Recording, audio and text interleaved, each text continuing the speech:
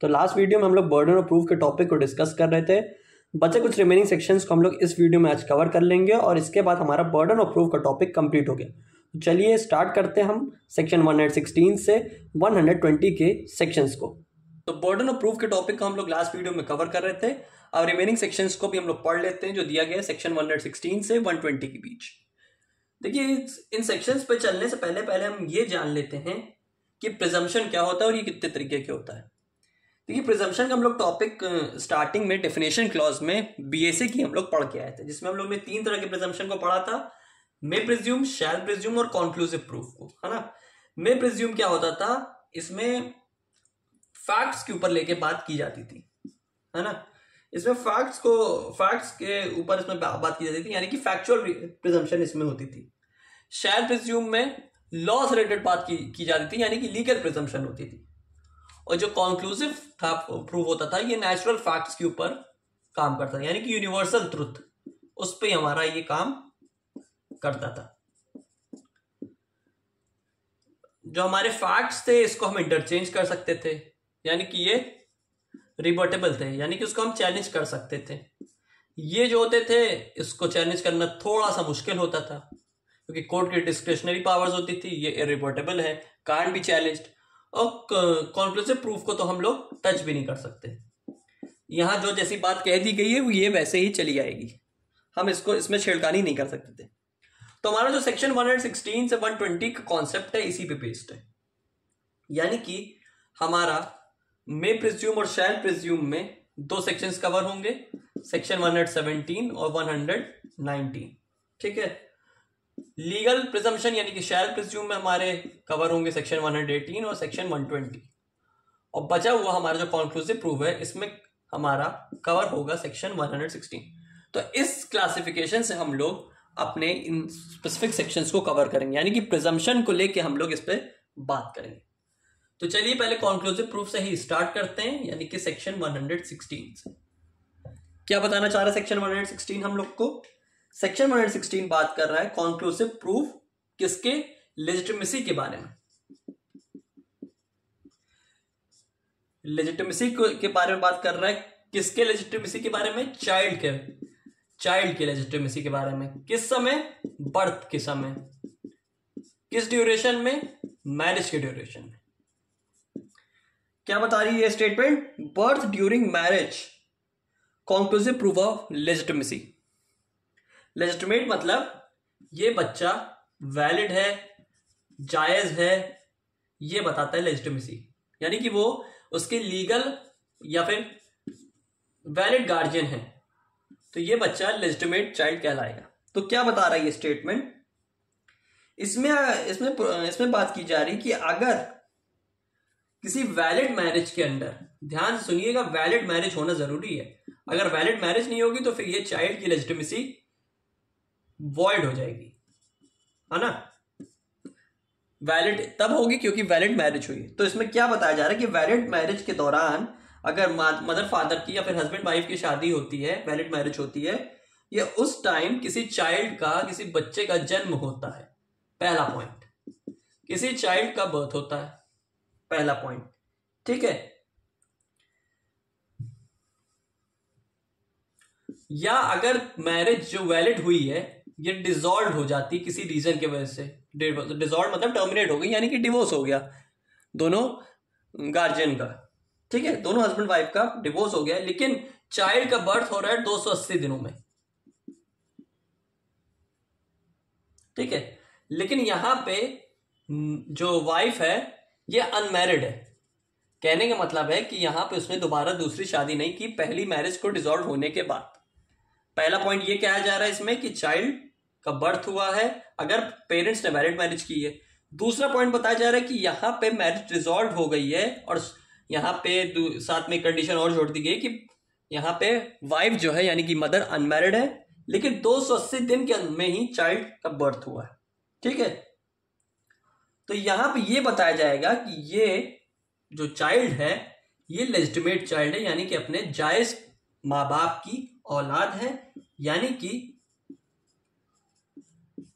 इसकी लेजिटिमेसी आप conclusive proof treat करेंगे।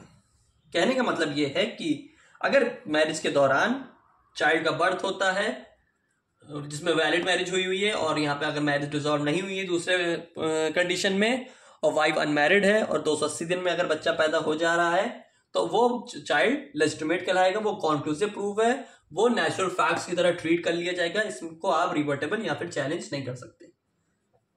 देखिए लेजिटिमेसी, देखिए इस सेक्शन का यही पर्पस है कि चाइल्ड की लेजिटिमेसी को प्रोटेक्ट किया जाए, यानी कि चाइल्ड का अगर बर्थ हुआ है तो उससे ये प्रूफ हो सके कि वो यहाँ पे वैलिड मैरिज के थ्रू ही कहलाया गया। तो ये यहाँ पे कॉन्क्लूसिव प्रूफ ट्रीट किया जाएगा, लेकिन कॉन्क्लूसिव प्रूफ को आप एक कंडीशन में ही चैलेंज कर सकते हैं, सिर्फ और सिर्फ एक स्पेसिफिक कंडीशन में आप इसको रिवर्टेबल यानी कि चैलेंजेबल कर सकते हैं। If parties not contacted each other at that time. कहने का मतलब है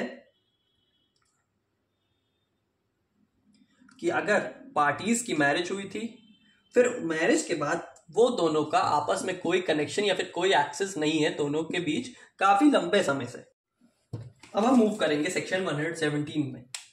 क्या बताना चाह रहा है सेक्शन 117? अब देखिए सेक्शन 117 में कंडीशन आ गई मे प्रिज्यूम को लेके। क्या बताया जा रहा है इसमें सेक्शन 117 आपको ये बता रहा है presumption as to abetment of suicide by a married woman. किस चीज को लेके यहाँ पे बात की जा रही है? सुसाइड को लेके बात की जा रही है। किसके सुसाइड को लेके बात की जा रही है? मैरिड वुमेन के सुसाइड को लेके बात की जा रही है। क्या बता रहा है ये आपको कंडीशन?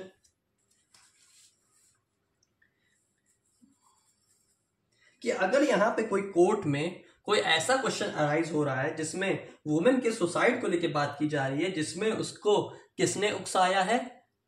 उसके पति ने, हस्बैंड ने उसको उकसाया है, ठीक है, साथ ही साथ उसके रिलेटिव ऑफ हस्बैंड ने भी उकसाया। क्या बताया जा रहा है इसमें कि यहां पे पहले तो सुसाइड होना जरूरी है, ठीक है, किसका?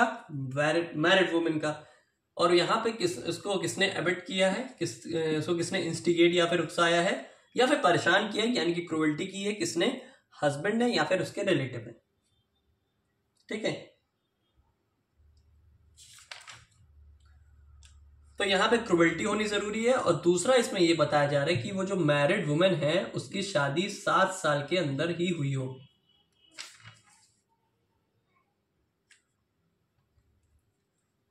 और ये जो मैरिड वुमेन है इसका जो सुसाइड है वो 7 साल के अंदर हुआ होना जरूरी है, यानी कि मैरिज को 7 साल हो गए और उसी 7 साल के अंदर ही उसने सुसाइड किया है।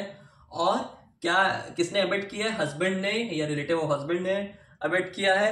और साथ ही साथ उसमें किस बेसिस पे उसने सुसाइड किया है? क्रूएल्टी के बेसिस में, कि उसने उसके हस्बैंड ने उसको एबेट किया था, उकसाया था।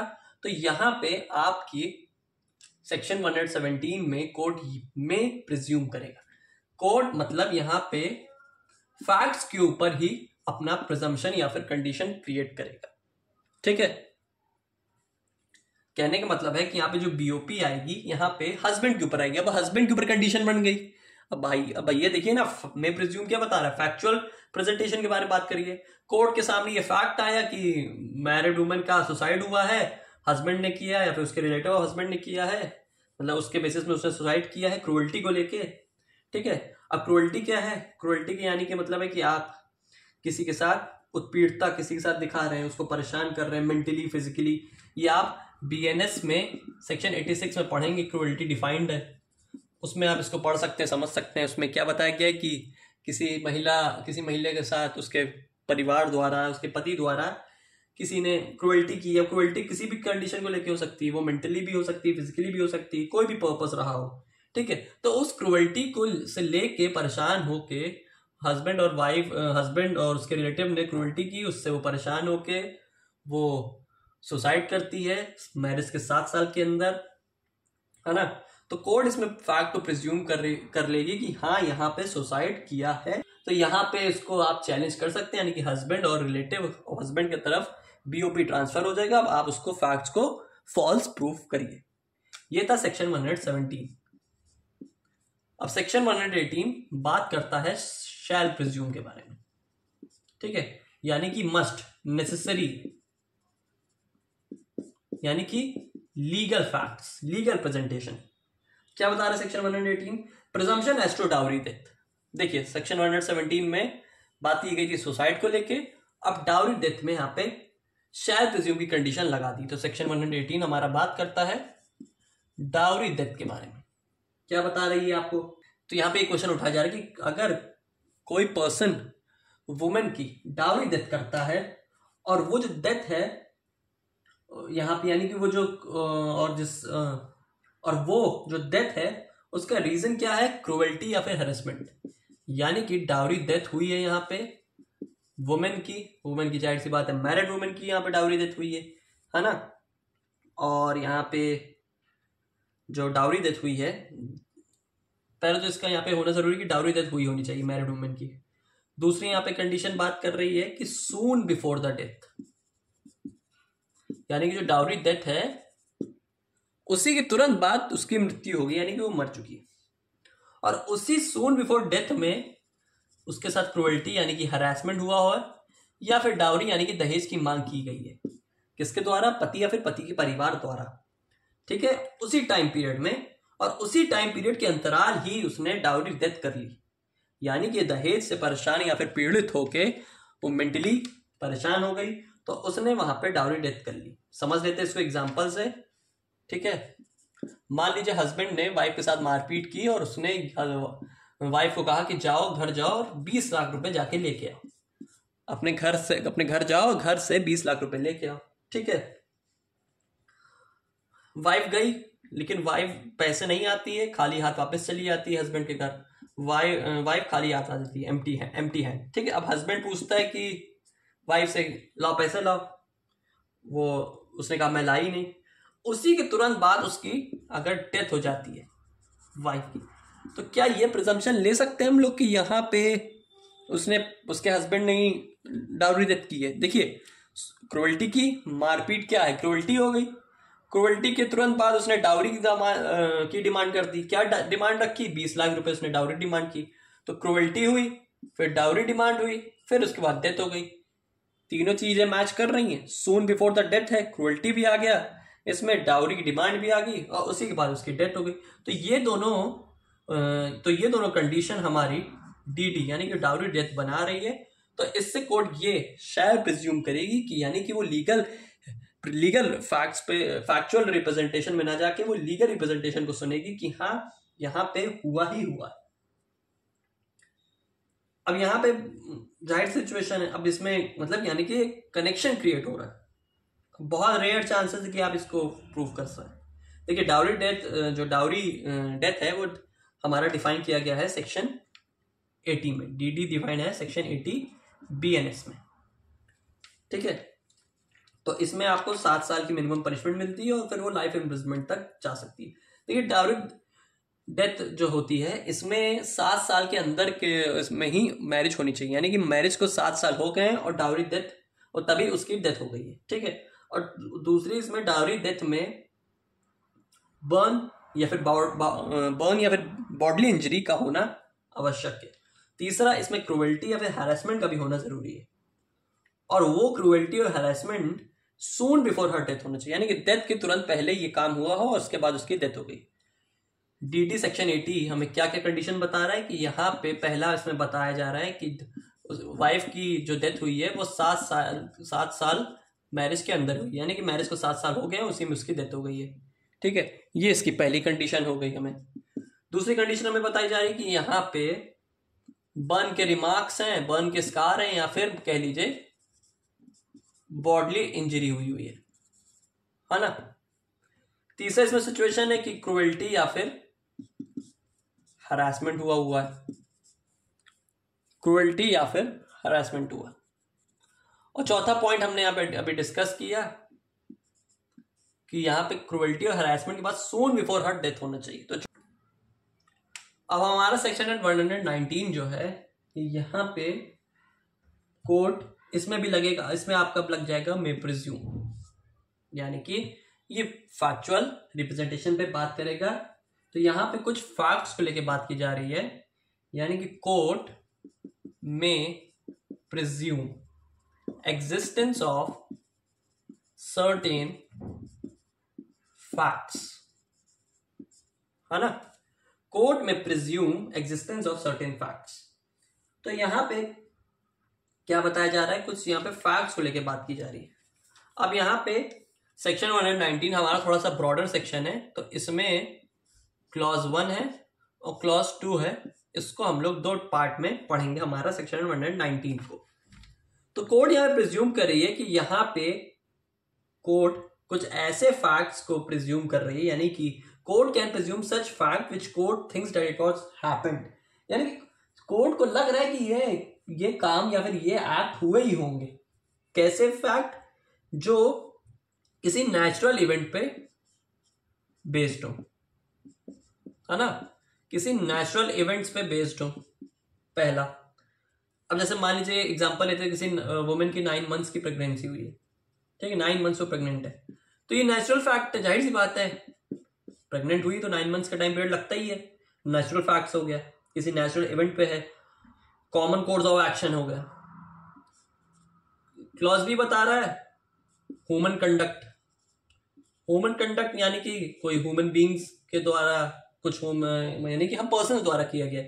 जैसे मान लेते ए बी ने कोई कॉन्ट्रैक्ट किया, तो ये दोनों का आपस में लीगल रिलेशनशिप क्रिएट कर रहा है, तो ये ह्यूमन कंडक्ट हो गया, है ना। तीसरा क्या है, किसी प्राइवेट या फिर पब्लिक बिजनेस का होना, कोई भी आपका बिजनेस हो गया, कोई भी फाइनेंशियल ट्रांजैक्शन हो गया, तो यहाँ पे इस तरीके के अगर कुछ ऐसे सिचुएशन अकर हुई या फिर फैक्ट्स क्रिएट हुए जिसमें नेचुरल इवेंट्स हुए हों, कोई सी ह्यूमन कंडक्ट द्वारा हुए या फिर पब्लिक या प्राइवेट बिजनेस द्वारा हुए गए हों, तो उसमें उस फैक्ट्स को कोर्ट प्रिज्यूम कर सकती है कि इसका एग्जिस्टेंस हुआ होगा, यानी कि हो भी सकता है, नहीं भी हो सकता, फैक्चुअल रिप्रेजेंटेशन। इसके अलावा कोर्ट कुछ स्पेसिफिक सिचुएशन को भी प्रिज्यूम कर सकती है। तो यहां पे ए से लेके ABCDEFG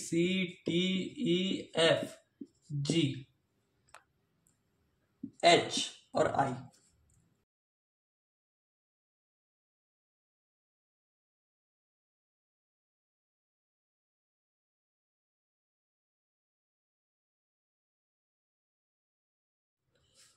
तो इसमें पहला प्रिजम्पशन कोर्ट क्या कह रही है, पोजेशन ऑफ स्टोलन गुड्स।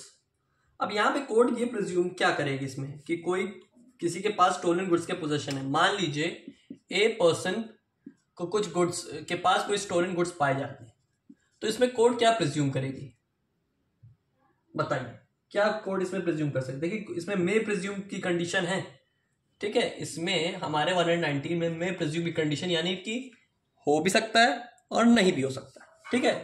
तो मान लीजिए यहां पे ए को स्टोलन गुड्स मिले, तो इससे क्या पता चलेगा, तो इससे देखिए दो प्रिजम्पशन निकलेंगे। पहला कोर्ट इसमें ये प्रिज्यूम करेगी कि ए यहां पे थीफ है, ए यहां पे चोर है, और दूसरे यहां पे कोर्ट क्या प्रिज्यूम करेगी कि ए को सच में गुड्स कहीं से रिसीव्ड या फिर प्राप्त हुए। कोर्ट इसमें इस सिचुएशन में ये प्रिज्यूम कर लेगी दो कंडीशन, ठीक है। अब यहां पे एक्यूज्ड को अब यहां पे एक्यूज्ड के ऊपर बर्डन ऑफ प्रूफ शिफ्ट हो जाएगा, अब उसको अपनी इनोसेंसी प्रूफ करनी होगी। दूसरा क्या प्रिजम्पशन बात बताया जा रहा है, दूसरा यहां पे अकम्प्लिस को लेकर बात की जा रही है। अब अकम्प्लिस आपने सुना भी होगा और नहीं भी सुना होगा, जिसने नहीं सुना होगा वो ये जान लीजिए, अकम्प्लिस का मतलब होता है किसी एक और पर्सन का जुड़ जाना, यानी कि 2 पीपल्स या मोर देन 2 पीपल्स, या फिर इसको क्रिमिनल लॉ की लैंग्वेज में कहेंगे पार्टनर इन क्राइम, ठीक है, आपके साथ किसी और का भी जुड़ जाना, ठीक है। ये कहीं बीएसए में डिफाइंड नहीं है, लेकिन ये यहाँ पे इसका मीनिंग यही होता है कि पार्टनर इन क्राइम, या फिर कोई पर्सन एक्टिवली पार्टिसिपेट करता है आपके साथ कोई क्राइम में, या फिर किसी इसको क्राइम हेल्पर भी कह सकते हैं, ठीक है। अब मान लीजिए यहाँ पे प्रिजम्पशन यहाँ पे क्रिएट होती है कि ए यहाँ पे अकम्प्लिस है या नहीं, ठीक है। तो कोर्ट इसमें मैं प्रिज्यूम कर सकती कि मान लीजिए किसी ने एक्ट किया, कोई क्राइम किया, मान लीजिए मर्डर किया, ए अकम्प्लिस है और बी ने मर्डर किया। अब कोर्ट यहाँ पे ये प्रिज्यूम करेगी क्या ए ने यहाँ पे बी का साथ दिया था, साथ निभाना साथियों का खेल खेला था, या फिर ए नहीं मर्डर किए। अब ये देखिए यहाँ पे प्रिजम्पशन क्रिएट हो गई, कोर्ट ने क्रिएट कर दी। अब बीओपी किस पे लायबल हो जाएगा, ए पे। अब ए यहाँ पे इसको प्रूव करे, पीओपी उसके ऊपर शिफ्ट हो गया, किसके ऊपर, ए के ऊपर। ये हो गई हमारी सेकंड प्रिजम्पशन। तीसरी प्रिजम्पशन किसको लेके बात की गई है, बिल ऑफ एक्सचेंज को लेके बात की जाएगी। बिल ऑफ एक्सचेंज क्या हो गया, यहाँ पे कोई ट्रांजैक्शन से रिलेटेड कोई चीजें हो गई जिसमें कुछ लेन देन की बात की जा रही है, तो उसमें कोड ये प्रिज्यूम करती है कि यहाँ पे गुड कंसिडरेशन में, यानी कि एक फेयर मैनर में यहाँ पे ट्रांजैक्शन हुआ दो पार्टीज में, और यहाँ पे कोड उसकी वैलिडिटी को प्रिज्यूम कर लेती कि हाँ ये सही है। कहने का मतलब है कि कोड यहाँ पे उसको प्रिज्यूम कर लेगी कि यहाँ पे जो बिल ऑफ एक्सचेंज हुआ, यानी कि दो पार्टी के बीच में ट्रांजैक्शन हुआ है, ये गुड कंसिडरेशन में हुआ है। कहने का मतलब है कि यहाँ पे ए ने कुछ काम दिया, बी ने उस काम को किया, बी को उसके पैसे मिल गए, तो यहाँ पे कोड इसको ये प्रिज्यूम कर लेगी कि यहाँ पे ये बिल ऑफ एक्सचेंज वैलिड है। चौथा प्रिजम्पशन किस बारे में बात कर रहा है, चौथा बात कर रहा है कंटिन्यूटी ऑफ थिंग्स के बारे में। क्या है कंटिन्यूटी ऑफ थिंग्स के बारे में, कंटिन्यूटी ऑफ थिंग्स यहाँ पे टाइम पीरियड को लेके बात की गई है। यहाँ पे मान लीजिए कि यहाँ पे ए की कोई प्रॉपर्टी है और ए की प्रॉपर्टी के पास का उसका पोजीशन ए के पास है, ठीक है।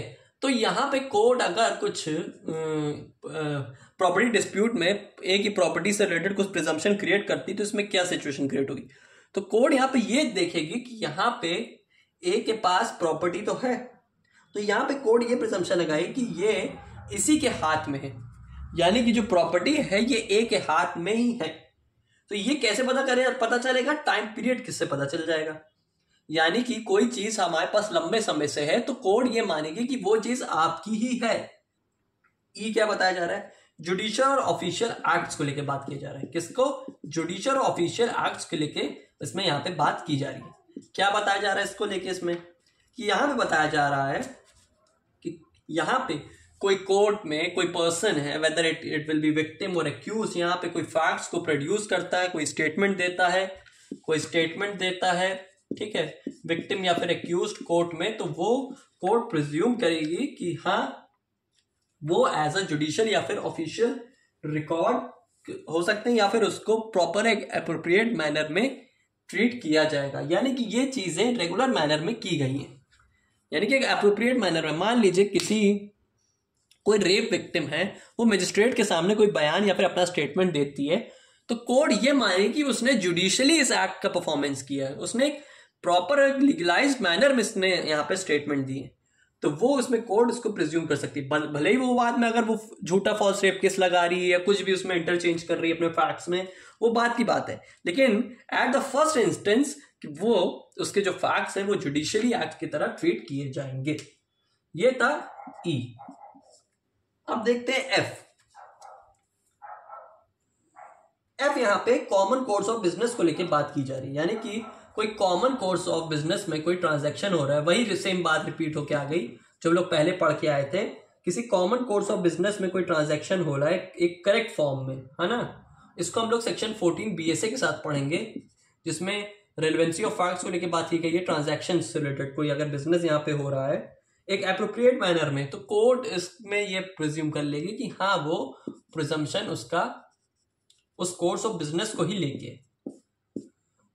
यानी कि यहाँ पे किसी चीज का ट्रांजैक्शन ही हो रहा है, भले ही बाद में वो किस चीज का ट्रांजैक्शन है, वो वैलिड है, एक लीगल मैनर में वो बिजनेस का रन किया जा रहा है या इलीगल मैनर में किया जा रहा है, वो बात का, लेकिन एज स्टार्टिंग वो प्रिजम्पशन है कि वो उसको सही भी मान सकती, गलत भी मान सकती। जी प्रिजम्पशन क्या बारे में बात कर रहा है, यहां पे एविडेंसेस को लेके बात की जा रही है। क्या बताया जा रहा है ये स्टेटमेंट, कि मान लीजिए यहां पे कोर्ट में कोई एविडेंस हमको देना है, ठीक है, किसी फैक्ट का हमें एविडेंस देना था, ठीक है, लेकिन यहां पे वो जो उसने स्टेटमेंट, वो पार्टी अगर कोई दे रही है, ए ने यहाँ पे बी के अगेंस्ट कोई एविडेंस प्रोवाइड किया कि यहाँ पे बी ने मर्डर किया है, इससे रिलेटेड ये देखिए सर मर्डर वेपन है, मैं प्रोवाइड कर रहा हूँ, सीसीटीवी रिकॉर्डिंग में प्रोवाइड कर रहा हूँ आपको, देखिए एविडेंस है। तो ये जो एविडेंसेस जो होगा ये बी के लिए तो सही है, लेकिन ये ए के लिए अनफेयरेबल ट्रीट किया जाएगा, यानी कि जो अपोजिट पार्टी है वो इसको, उसके लिए तो ये खतरा है ना, तो कोर्ट इसको यही प्रिज्यूम करेगी। कोर्ट में प्रिज्यूम कि आपके खिलाफ अगर कोई अगेंस्ट कोई फैक्ट्स या फिर एविडेंसेस पेश किया जा रहा है किसी पार्टी द्वारा, तो आपके लिए वो नुकसानदायक है, यानी कि वो अनफेवरेबल ट्रीट कर लिया जाएगा। तो ये यहाँ पे कोर्ट प्रिज्यूम कर सकती है कि हाँ, वो जो आपके अगेंस्ट जो एविडेंस यूज किया गया है वो जाहिर सी बात है सही भी है, गलत भी हो सकता है ना। क्या बताया जा रहा है? एच यहाँ पे रिफ्यूजल टू आंसर के प्रिजम्पशन को लेकर बात कर रहा है। क्या है मतलब कि मान लीजिए कोर्ट ने कोई सवाल किया आपसे, कोई चीज पूछा, जो ऐसा सवाल उसने किया जो कंपलसरी नहीं था, नॉन कंपलसरी क्वेश्चन पूछ लिया आपसे, है ना, और आपने उसका जवाब नहीं दिया। ठीक है, वो क्वेश्चन जरूरी नहीं है लेकिन आपने उसको इग्नोर कर दिया। ठीक है, ये सोचते हुए कि कंपलसरी नहीं तो मैं क्यों जवाब दूं।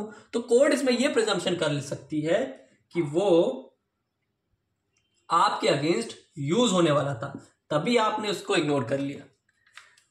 चलिए, कोर्ट को पता है कि वो फैक्ट जो हम सवाल जो पूछेंगे वो कंपलसरी नहीं है, इस फैक्ट से रिलेटेड नहीं है, या इतना कुछ खास नहीं है उस सवाल में, लेकिन फिर भी आपसे पूछती है एक्यूज से।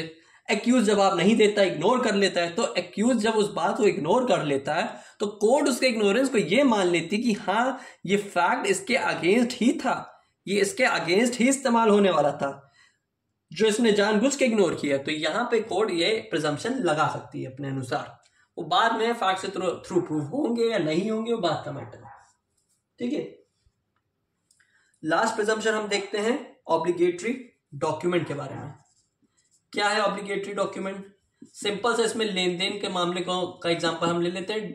मान लीजिए ए ने बी को पैसे कुछ उधार दिए क्रेडिट पे, इतने टाइम बाद लौटा देना। अब बी यहाँ पे क्या करता है, एक डॉक्यूमेंट इससे ए से साइन करवा लेता है कि कल को ऐसा ना हो कि मैं उधार किए पैसे चुका दूं तो फिर ये दोबारा मुझसे आ जाए मांगने की भैया लाओ पैसा, फिर से लाओ मेरे पैसा दो, तुमने पैसा नहीं चुकाया। तो उसके कंफर्मेशन के लिए एज अ सिक्योरिटी या फिर एज अ श्योरिटी के लिए वो डॉक्यूमेंट यहाँ पे पेश किया जाता है, यहाँ पे प्रेजेंट किया जाता है कोर्ट के सामने। तो अगर वो जो डॉक्यूमेंट है यहाँ पे बी के हाथ में रहता है कि हाँ, जो डॉक्यूमेंट ए ने साइन किया, बी ने पैसे लिए ए से, बी ने एक तरफ पैसे लिए और बी ने ए से डॉक्यूमेंट साइन करवाया, वो साइन करके डॉक्यूमेंट उसने वापस ले लिया। तो जो वापस उसके पास जो डॉक्यूमेंट रखा है, तो वो ये कोर्ट इसमें प्रिज्यूम कर लेगी कि यहाँ पे बी को पैसे मिल चुके हैं, यहाँ पे discharge of duty appropriate manner में हो चुकी है। तो यहाँ पे ऑब्लिगेटरी डॉक्यूमेंट का प्रिजम्पशन इतना ही है कि आपने अगर कोई चीज का लेके यहाँ पे कुछ ऑब्लिगेशन क्रिएट किया है और कुछ उसमें ड्यूटी परफॉर्मेंस के लिए आपने कोई डॉक्यूमेंट में साइन करवाया है और वो डॉक्यूमेंट आपके पास है, तो उसका मतलब कोर्ट ये प्रिज्यूम कर लेगी कि हाँ, आपने ड्यूटी का डिस्चार्ज कर लिया है। ये बताता है सेक्शन 119। बहुत ही ब्रॉडर सेक्शन था, इसमें काफी कंसेप्ट्स थे, इसमें प्रिजम्पशन को लेके बात किया था, है ना। तो ये था आपका सेक्शन 119। अब देखते हैं बर्डन ऑफ प्रूफ का लास्ट टॉपिक का लास्ट सेक्शन, हमारा सेक्शन 120। ये यहाँ पे शायर प्रिजम्पशन को लेके बात करें, यानी कि ये लीगैलिटी प्रूफ कर रहा है। Presumption as to absence of consent in rape cases। कोई भी रेप केसेस में आपको इतनी बेसिक सी नॉलेज पता है कि रेप केस अगर होता है तो उसमें कंसेंट एब्सेंट रहता है। यहां पे अगर किसी एक पार्टी ने सामने वाली पार्टी को कंसेंट नहीं दिए और उसके बावजूद भी वो फोर्सफुल सेक्सुअल इंटरकोर्स कर रहा है, तो ये मान लिया जाएगा कि वो रेप है। रेप की कंडीशन यहाँ पे क्रिएट होती है कि यहाँ पे विदाउट कंसेंट हुआ है। क्या हुआ है? सेक्सुअल इंटरकोर्स हुआ है किसी मैन द्वारा वुमेन पे, और यहाँ पे विदाउट कंसेंट एब्सेंट है, यानी कि यहाँ पे कंसेंट एब्सेंट है ना। तो यहाँ पे कंसेंट एब्सेंट है, सेक्सुअल इंटरकोर्स हुआ है, फिजिकल रिलेशनशिप क्रिएट किए गए हैं, जबरदस्ती क्रिएट किए गए हैं, और जिसकी पनिशमेंट की रेप की पनिशमेंट आपको 64 क्लॉज 2 BNS में मौजूद है ना। तो ऐसा कुछ सिचुएशन क्रिएट किया है जिसमें कंसेंट एब्सेंट थी। ठीक है, तो कोर्ट ये प्रिज्यूम कर लेगा कि यहाँ पे सच में वो एक्ट जो हुआ है वो रेप ही है। कहने का मतलब ये है कि कंसेंट वहां पे सच में एब्सेंट थी, लड़की ने कंसेंट नहीं दी थी, यानी कि नो मीन्स नो। एक फेमस मूवी का डायलॉग भी है कि नो का मतलब नो ही है, अगर आप नो के अगेंस्ट जाते हैं तो वो एक फोर्सफुल एक्ट में शिफ्ट हो जाता है। तो यहाँ पे बीओपी यहाँ पे एक्यूज के ऊपर शिफ्ट हो जाएगी। अब यहाँ पे उस कंसेंट को लाके प्रूव करे। भले ही आजकल बहुत आप सुन रहे होंगे कि ये जो फॉल्स रेप केसेस होते हैं वो कंसेंट और नॉन कंसेंट के ऊपर ही टिके रहते हैं। कंसेंट है तो रेप केस बन जाता है, कंसेंट होता है तो वो एक सेक्सुअल एक्ट बन गया, नॉन कंसेंट है तो रेप केस बन गया। अगर कंसेंट के बाद भी उसमें आप नॉन कंसेंट लगा देते हैं तो वही केस फॉल्स रेप केस बन जाता है। तो अलग अलग प्रकार की सिचुएशन है। देखिए इन जनरल कोड यहाँ पे प्रिजम्पशन ये मान लेती है कि यहाँ पे अगर कोई एक्ट विदाउट द कंसेंट हुआ है किसी औरत का, है ना, किसी वुमेन ने यहाँ पे कंसेंट नहीं दी थी उस एक्ट को, लेकिन यहाँ पे मैन ने एक्ट किया, तो वो यहाँ पे एब्सेंस ऑफ कंसेंट अगर है तो कोर्ट ये यहाँ पे मान ही लेगी। यहाँ पे कोई फैक्ट को आप प्रूव करें या ना करें, लेकिन कोर्ट ये प्रिज्यूम ही कर लेगी, नेसेसरी है, इंपॉर्टेंट है, मस्ट है कि यहाँ पे वो एक्ट जो हुआ है सेक्सुअल एक्ट वो रेप ही कहलाया जाएगा। आई होप आपको बर्डन ऑफ प्रूफ का ये कंसेप्ट अच्छे से समझ आ गया हो, जिसमें हम लोग ने प्रिजम्पशन को लेके बात की थी। अब हम लोग बीएसए के नेक्स्ट टॉपिक पे मिलते हैं।